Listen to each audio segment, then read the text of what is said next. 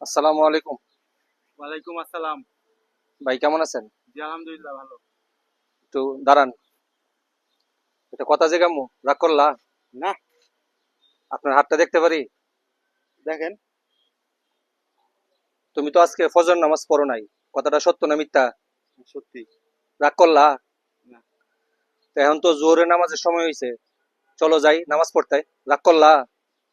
না, আমি তো ফজরের নামাজ পড়ি নাই, এখন কেমনে যাবো? ভাই তুমি আর একটা কথা শোনাই, রাগ করলা?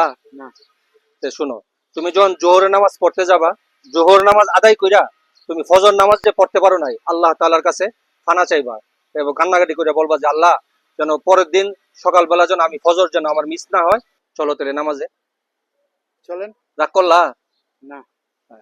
বিশ্বনবী ইন্তেকাল করবেন, রূহু বের হয়ে যাচ্ছে, দুই তিনটা শব্দ বললেন, এর মধ্যে একটা ছিল সালাত। সালাত উম্মতেরা নামাজ, নামাজ, নামাজ ছেড়ে দিও না।